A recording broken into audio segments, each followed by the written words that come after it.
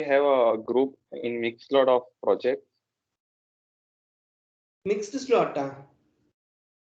Yes. No. Only this slot. Students should join the group for this slot. That's all. Okay, sir. It will be. It will be a good. Actually, it will be a big confusion for me if mixed projects will be there means. So some people will be here. So how the project J component slots are given? I think class students should be there, isn't it? Yes. Yes, sir. We can mention our slot like Of course, G1, but G2, and while taking reviews, it will be a big confusion for me. That's why. Okay, no problem. You just join the group within the same slot. Yes. So now we will start with the first module, first concept. So what is called network security? Why do we and what are the various definitions and concepts involved in network security, and what is called access control, and what are the various risks and vulnerabilities, and what are the various threats and attack types. So these are the concepts involved in your first module. So first we'll start with why we need security. So actually, why we need security? What is the purpose of security? In order to just avoid malicious behaviors, attacks, and any unauthorized access, we need to have some security for our network. So that is why you need security. So here the internet was initially designed for connectivity. So throughout the world we are having internet connectivity now, and we need to transform data from one node to the other node in the internet. So that's why while sending data from one node to another node, what is to be taken into consideration? If we have trust on the next node, if we are residing in one node and information from that node to the other node, then first we will see, can we trust the node which is to be receiving the data from us. So if we believe that that node is trustable, then we can send the data to that node. If it is not trustable, then we can't send the data to it. It means that there may be some security threat to the data in that node. So that's why trust is the main concept here. Trust is assumed to be the main concept based on which the data transmission. So we do more with internet nowadays. So all the users will be operating with internet nowadays. Security protocols are added on the top of the TCP/IP. So while performing the data transmission, TCP/IP transmission control protocol and internet protocol plays a major role in data transmission from one system to the other system, whereas apart from this TCP/IP, there are various security protocols which plays a major role in providing security to the system. Next, fundamental aspects of information. First, fundamental criteria are taken into consideration. So what are the fundamental aspects? Confidential data which is to be kept confidential. And next, employee related information and business related information, and protect identity and resources. So various identity informations and resources are to be kept confidential. So these are the fundamental aspects of information which must be protected from malicious attacks. So that is why we need security. We can't keep isolated from the internet. It is not possible for us to isolate ourselves from internet nowadays. So most business communications are done online. Nowadays, all the business communications and all the transactions are done online. So we provide online services. We get services from third-party organizations online. So we are just having services. We are just serving the people, serving the businesses and other communities with third by paying the amounts through third-party organizations. So that is why it is very important that we use the internet for these purposes. That is why we need the security while performing such transactions. So from LAN connectivity, internet came into existence, and WAN connectivity is the usage of internet now with the usage of cloud computing. Cloud is used for storage. So huge storage of data can be done through cloud computing. So application specific more online content is possible through internet. So that is the internet evaluation. So that is why we have security for the internet. Different ways to handle security as the internet is evolving more and more. Next, so why security? What is the reason of security? What is the purpose of security? So key findings. So these are the key findings which we are identified here. Hacktivism and vandalism are the common DDoS attack motivations. So hacktivism, hacking, and vandalism, vulnerabilities. Hacktivism is nothing but hacking. Yes. To the slide. Can you once move to the previous slide? Yes. Sorry, sir. Yes, sir. What are they explaining here? Like, can you explain once again? Internet evaluation, evaluation. Okay, okay. Yes, Systems from LAN to WAN, and cloud is the is used for storage of data, cloud storage of data. Application data is stored in cloud environment, and application specific more online content can be saved in cloud computing, cloud areas. Next, why security? What is the key role of security? We had found such key findings in security where hacktivism and vandalism are the more common DDoS attacks motivations. So hacking and vulnerabilities. Hacktivism stands for hacking and vandalism stands for vulnerability, which are the common DDoS attack motivations. And high bandwidth DDoS attacks. What is called DDoS attacks? DOS attacks means denial of service attacks. So whatever the service which was offered by a particular security mechanism, so that service is denied by that particular attack. That is why it is called as DOS, DOS, denial of service. Whereas distributed DOS, distributed denial of service means that this denial of service can be distributed through. So high bandwidth DDoS attacks are the new normal. So nowadays, as we are using high bandwidth in the internet, there are many chances of having DDoS attacks in a new normal way. Next, first ever IPv6 DDoS attacks are reported. So IP version 6 DDoS attacks are also reported nowadays because of the high bandwidth and IPv6 protocol used in the internet and trust issues across geographic boundaries.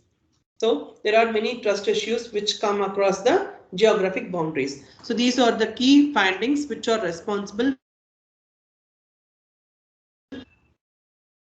for security, for providing security to any network. So types of security. So security can be classified into three types. First one is computer security, second one is network security, and third one is internet security. So computer security, name itself implies that security is provided to that particular computer alone. How we can provide security to a particular computer alone? By giving a password to that particular computer such that no authorized access done with that particular computer. And next, antivirus software is installed into that particular computer such that no virus can be transmitted into that particular computer. So like that, certain measures are taken for providing computer security to ensure that whatever the computer with which we are performing the operations can be provided with high security. And next, second one is network security. Network security means that whatever the network which we are using,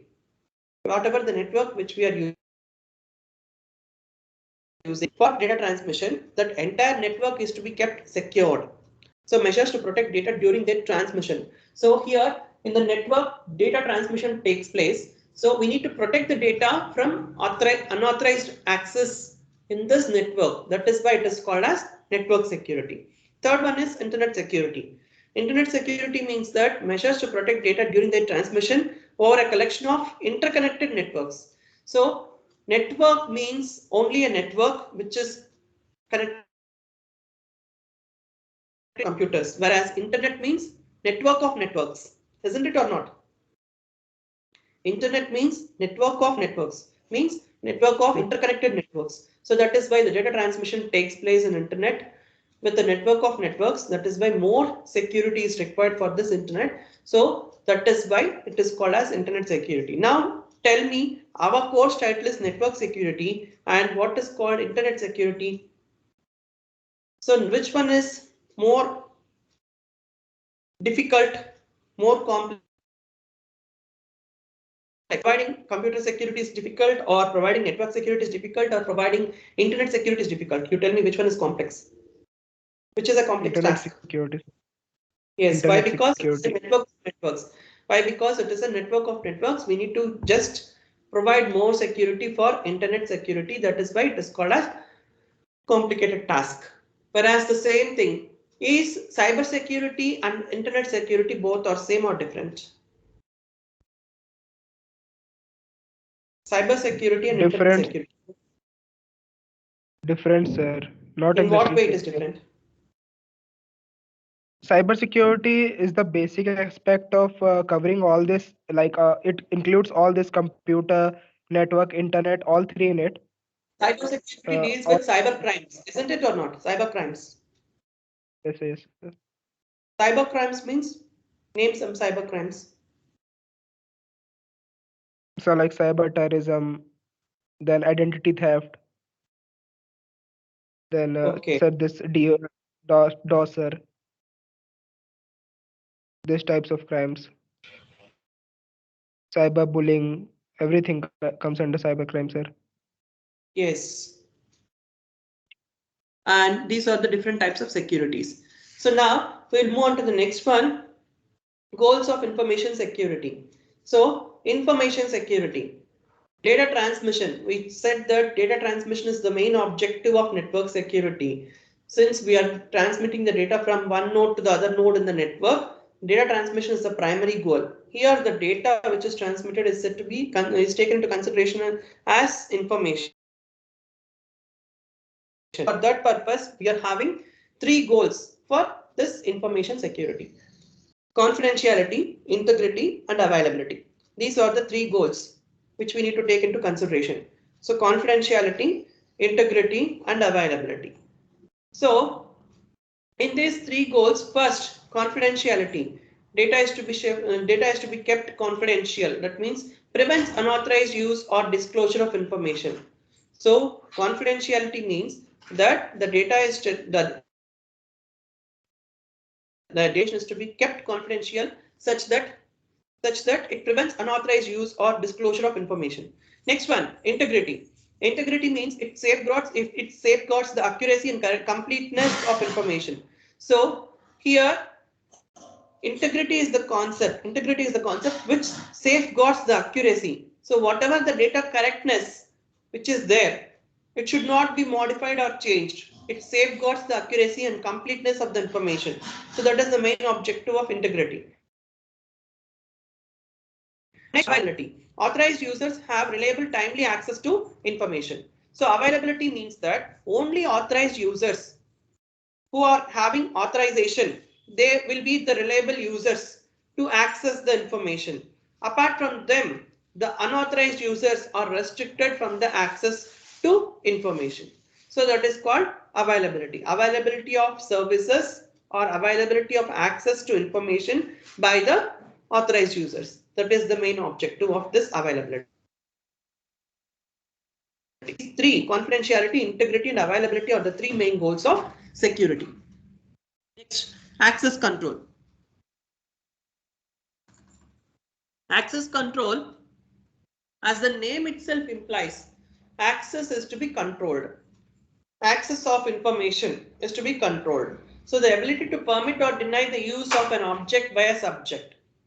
So how access is to be controlled? What are the access which are to be given to authorized users? Access which are to be restricted from the unauthorized users. So this is the main objective of access control. It provides three essential services. So the three essential services of access control are three A's. Authentication. First A stands for authentication. Second A stands for authorization. Third A stands for accountability. Authentication, authorization, and accountability are the three A's, which means the three essential services provided by access control. First, authentication. You can log in. Authentication means who can log in? Only the authorized users can log in into that particular network. Next, authorization. What authorized users can do? So, what are the operations that the authorized users can do? That is the second thing. Next, third one is accountability. Accountability means identifies what a user did. So, what are the operations that the user had performed that is monitored by this accountability service? Identifies what a so that is the monitoring of activities, user activities done by the system, done by the user. Identifies a user activity, whatever the activities which were done by the user, that is the responsibility of accountability service. Next one. So in these three services, first A is authentication, second A is authorization, third A is accountability. So we will first move on to first A, that is authentication. First A to verify or prove a user's identity. So user's identity is to be proved or verified by the means of authentication. The term user here may refer to any person or any application or process or any machine or device. So it may be a person or an application or process or a machine or device. So like that, the term user may refer to here. And next, identification comes before authentication. So before performing, we need to just identify the user, whether it is a person or whether it is an application or process or whether it is a machine or device, we need to identify. Next, how do you identify? Provide username to establish user's identity. So we have to provide a username to establish the user's identity. That is the main thing here. And the second one, to prove identity, a user must present either of the following. So in order to prove the identity, the user has to provide either of the following. What you know, passwords or passphrase or PIN number. Passwords or passphrase or PIN number is to be given. So what do you know? I know the password. I know the PIN number. I know the passphrase. So like that, what is the information? What is the identification mark which you know? Next, what you have? Token or smart card or passcode or RFID. I'm having the RFID tag. I'm having the token. I'm having the smart card. I'm having the passcode. So like that, what you have. That is also used for proving the identity. Who you are, which is to be performed by the means of biometrics such as fingerprints or iris scans and digital signatures and voice recognition.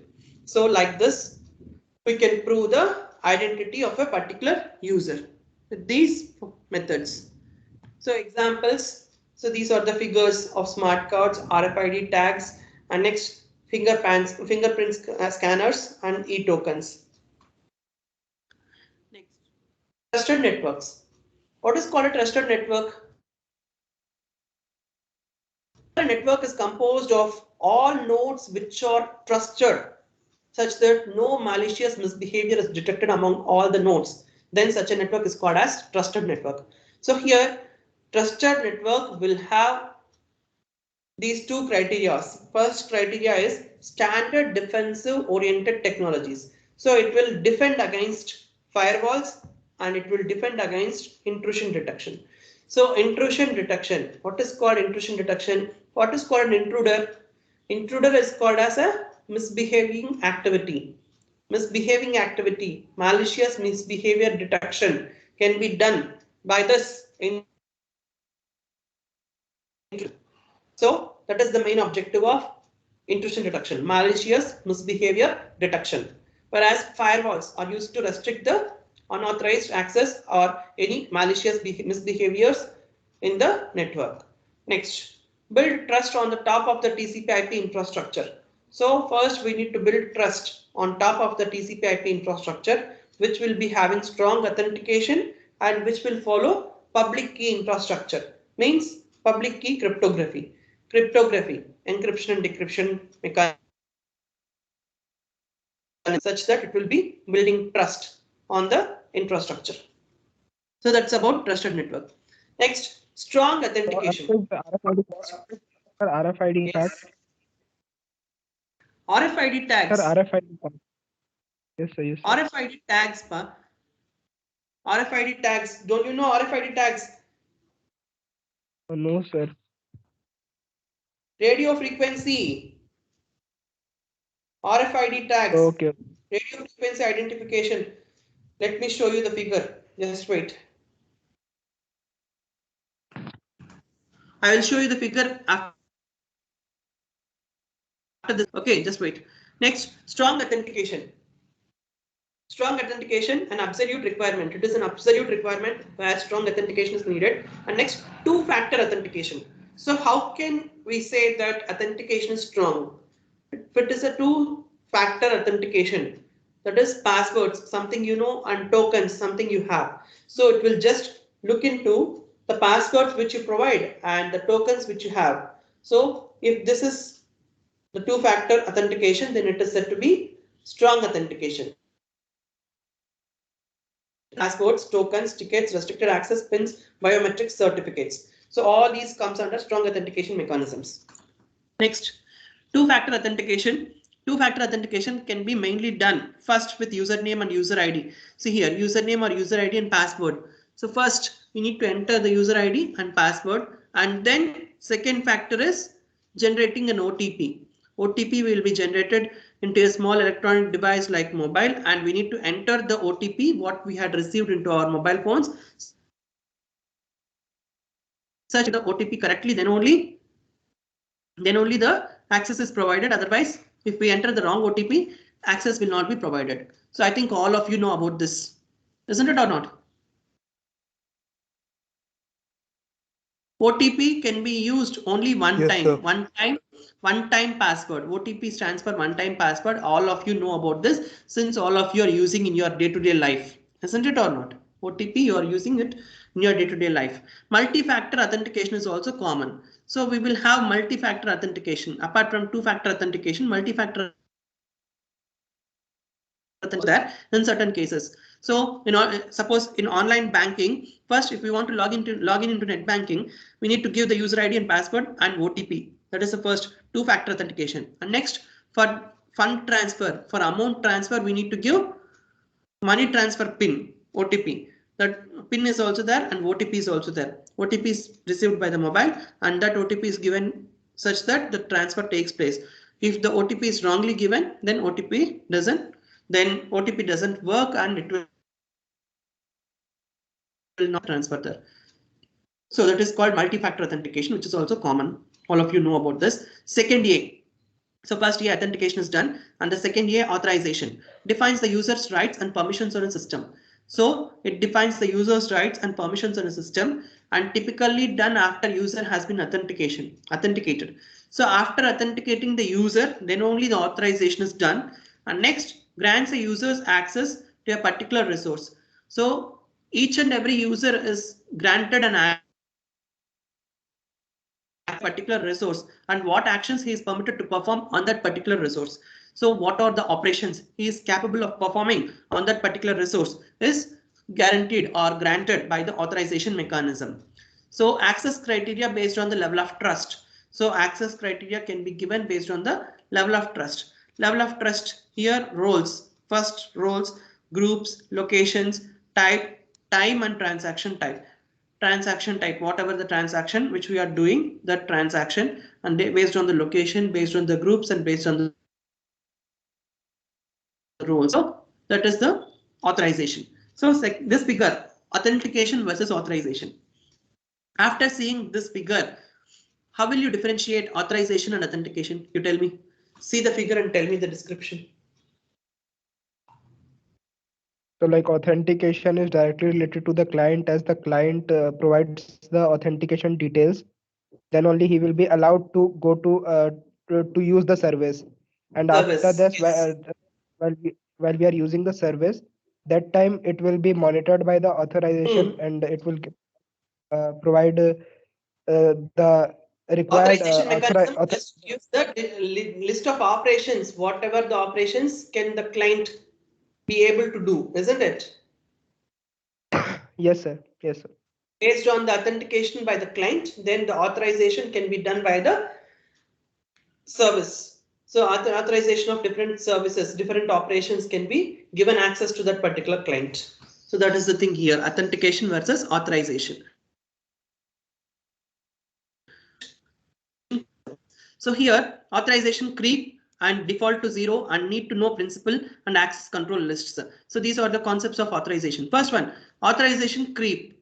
So what is called authorization creep? When users may possess unnecessarily high access privileges within an organization. So when a normal user, if he is having high access privileges within an organization, then he may creep or just look into each and every secured information that may be a threat, isn't it or not? That is called as a creep, authorization creep. So in order to avoid this one, what we have to do, we need to restrict the access privileges. So unnecessarily we need not give any high access privileges to the users. And next, default to 0. Default to 0 means always it should start with 0 access. It should start with 0 access and build on. So initially the access should be 0 and let it be increased from 0 to the top of that. Next, need to know principle. So least privilege, give access only to the information that the user absolutely needs. So whatever the information that is needed by the user, only to that information access is to be given. Apart from that information, no other information cannot be accessed by the user. In such a way, we need to restrict the access of the information. Next, access control lists. So list of users to perform particular access to an object. Either read permission, write permission, execute permission, and modify permission. So read, write, execute, and modify permissions based on the access control lists. Single sign-on. Single sign-on. Can you tell the yes? Can you tell the Yes? third point again? Can you tell the third point again, sir, of the previous slide? Need to know principle, yes, sir. Need to know principle, least privilege, give access only to the information that the user absolutely needs. So here only access is given to whatever the information which is absolutely required by the user. Only that particular information is given access. Apart from that, no other information can be accessed by the user. Whatever the information he is needed, only that information he can access. And apart from that, no other information the user can access. Like that, we need to restrict the access to the informations. Then only we can provide security. Otherwise, it is not possible for us to provide security, isn't it or not? That is the thing. Next one, single sign-on. Single sign-on means only once. I told you that only once the OTP works. The same way, single sign-on, OTP taken. So common single sign-on mechanism is OTP. So it will just act only once. It will just it is successful only once. If we give the OTP successfully, then only the access is granted. Otherwise, the OTP is not granted. So here, single sign-on technology is mostly Kerberos Radius smart card based OTP token. So here we are using the OTP token in our daily day-to-day life. Disadvantage of the single sign-on is single point of attack or single point of failure. So here, single point of attack means even by mistakenly if one digit as the wrong digit, then ultimately there itself the failure will happen, isn't it or not? Access will not be granted there. Single point of attack. So only one point of attack with only one point of control. So once the OTP is given, and if we wrongly give any one digit in that OTP, then single point of failure will happen. That is the main drawback here. Next, types of access controls. So access control services are of 3 types, that is 3 A's. First one is authentication, second one is authorization, and third one is accountability. Whereas access control types are classified into 2 types, that is centralized access control and decentralized access control. Decentralized access control can also be called as distributed access control. So centralized access control. Centralized access control means the access control is done throughout the network by a centralized user. this centralized user is responsible to access throughout the network. Whereas decentralized access control means this access control mechanism is manipulated distributedly throughout the network such that any node can distributedly control the access of the network. Control of access by people who are closer to the resources, no method for consistent control. So there is no method for consistent control. So any node can take the charge and it can control the access, decentralized control. Last A is the last service of access accountability. The security code that generates the requirement for actions of the entity to be traced uniquely to that entity. So here accountability states that it monitors whatever the operations which are performed by the authorized users. So first this operation, second this operation. I think all of you are writing your online exams for CAT and FAT. So we will check your user activity. There is a option for us being a proctor in the exam invigilation. So we will be having a option with us to check the user activity. If we check the user activity, it is found out that the mouse, the user is typing this. The user is typing on the keyboard. The user is uploading the answer, uploading a file. The first question is uploaded. So like that, it will just give us the sequence of steps what you are doing there. The user is facing the camera. The user is not facing the camera. The user is seeing the camera. The user is not seeing the camera. All these things are monitored there. And we can check the user activities there. And based on the user activities only, we will identify what the student is doing. And based on that only, and if any network issue also, some students may apply for recat due to network issue. That also it will be shown in the user activity. Network is low. If that is the case, ultimately it will show in the user activity that network is low from the student end. It will show like that. Then only permission for repat will be given. Otherwise, permission for recat will not be given as it is not showing that the network is low. Even though if you ask for permission also, they will not grant you if it doesn't show that the network is low. It will show us that the network is low or not. So that is the thing here. So that is about the accountability. It will just monitor the operations, whatever the operation is done by the user. Supports non-reputation, deterrence, fault isolation, intrusion detection and prevention, and after action recovery and legal action. So it will just perform legal actions. It will just perform non-reputation. Non-reputation means what is called repudiation. Repudiation means replication. Replication means it's nothing but generating more copies of the same data. So here it will support non-repudiation means more copies cannot be generated. And next, deterrence. Deterrence means any misbehaving activities cannot be done. And next, fault isolation. If any fault is happening, that fault is to be isolated. And next, intrusion detection. Intruders, whatever the intrusion operation which is done, which is performed, that is detected and prevented. Prevention of intrusion and after action recovery. So after performing the intrusion, it will just recover from the intrusion and it will perform legal actions only. So that is the accountability thing. Next one, integrity. I told you as a goal for information security, integrity is the one of the goal. Confidentiality, integrity and authentication. So integrity is the second goal of information security. In this integrity, we will just find out the accuracy or correctness of the data which is transmitted from the user to the system. So whether it may be data integrity or system integrity. So integrity can be classified into two types, data integrity and system integrity. So here data integrity means that the property the data has when it has not in an unauthorized manner.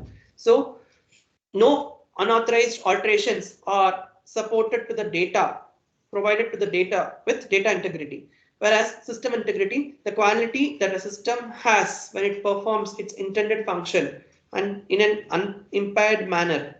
free from unauthorized manipulations. So whenever the system is free from unauthorized manipulations such that it is performing the task which is intended to do, then it is said to be system integrity. So like that we can classify the integrity into two types, integrity and system integrity. So risks, threats and vulnerabilities. Risks, threats and vulnerabilities. So in this risks, threats and vulnerabilities, first we'll just discuss about vulnerability. Vulnerability is nothing but the weakness in a system. Whenever a system is weakened such that in order to provide service by that particular system, that particular weakness is to be eradicated. So that is removing of that vulnerability. So weakness in a system is denoted as the vulnerability, and risk means whatever the risk which may cause failure. That is called as risk. Exploit, taking advantage of a vulnerability. So it will take the advantage of a vulnerability such that it will exploit the system. Next, non-repudiation. I told you that replication is not possible here. That means that no data is replicated. Assurance that both parties are involved in the transaction. So both the parties, both the sender and as well as receiver, are involved in the transaction such that only one copy is sent from the sender and that single copy is received by the receiver. That is called as non-repudiation. Vulnerability, I told you that it is a weakness, and this weakness can be occurred in a system in 4 ways. See here, there are 4 ways given: software bugs, configuration mistakes, network design flaws, and lack of encryption. If there is no encryption also, it is vulnerable to attacks. Network design flaws. So if there is any flaw in the network design, then in that case also vulnerability occurs. Configuration mistakes, then also vulnerability occurs. So then also vulnerability occurs. Exploit, take advantage of a vulnerability. So if this 4, whatever the 4 criteria, software bugs, or configuration mistakes, network design flaws, and lack of encryption is encouraged here for a vulnerability, then it will just exploit the advantage of vulnerability there. So that is the thing here. Last one, threat. Any circumstance or event with the potential to cause harm to the network system. There are some examples of threats. So here, threat is nothing but a circumstance or instance which will harm the networking system. So here, denial of service is a threat, where I told you that service is denied by a component or resource. So that is why it is called as denial of service. Unauthorized access. Unauthorized access, I told you that only unauthorized people can access the information, whereas it is not a right thing. Third one is impersonation. Impersonation means sender and receiver will be there, whereas the sender is sending the information